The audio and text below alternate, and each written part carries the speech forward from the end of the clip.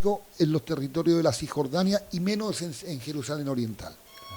Es decir, y reitera la ilegalidad de todas las colonias israelíes instaladas en el territorio destinado a conformar un futuro Estado palestino.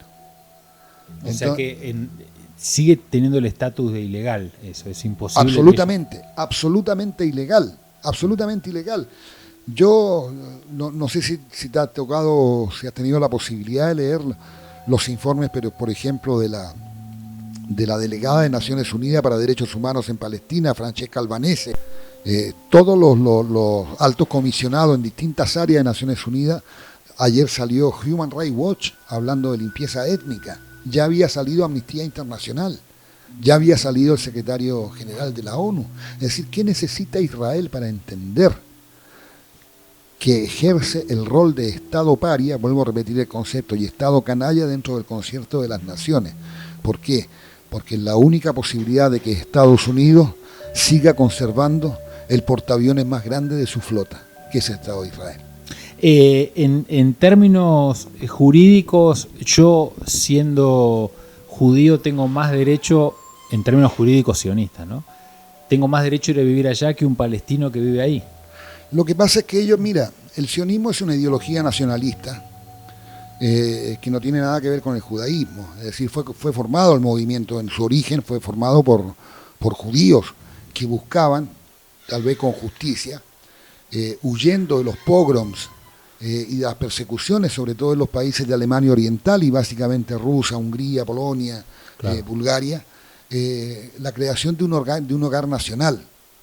Entonces, después, posteriormente, para justificar su presencia en Palestina y la creación de un Estado judío en Palestina, se trepa a las espaldas del judaísmo para encontrar la justificación divina a su pretensión.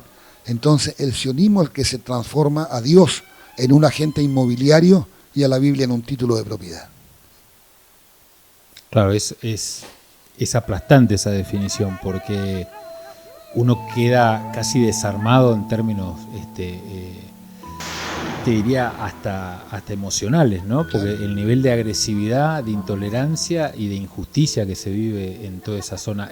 Yo no me meto ni siquiera a cuestionar la versión oficial del Holocausto, porque yo creo realmente que, es decir, más aún, yo creo que es una obligación reconocer el Holocausto con la dimensión que tiene, porque eso hace infinitamente, le da más fortaleza a la percepción de que como un pueblo que fue perseguido, que fue masacrado, que fue expropiado, que fue robado, que fue incinerado y asesinado en las cámaras de gas, puede terminar finalmente haciendo lo mismo con otro pueblo que tiene los mismos derechos a tener su Estado como los tuvo en su momento el Estado de Israel, en su nacimiento. Rafael, te agradecemos un montón la paciencia, el talento, el cariño con el que has hablado de un tema que a nosotros nos atraviesa desde hace muchísimo tiempo, que hemos hecho las primeras entrevistas. Sigue pendiente esa idea de nacionalizarnos palestinos para acompañar, ¿no? En la idea martiana, viste que Martí tomaba las nacionalidades para sentirse más americano.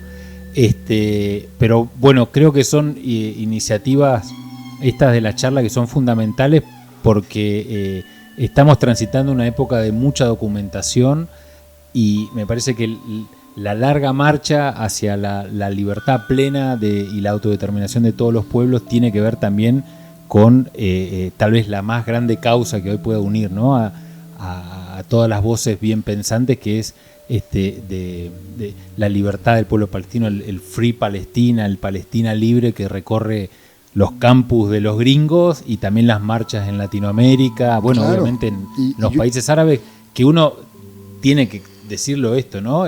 Cómo los gobiernos optan por hacer negocios sobre, claro, la sangre derramada. Por supuesto, ¿no? Pero mira, Pablo, como última acotación,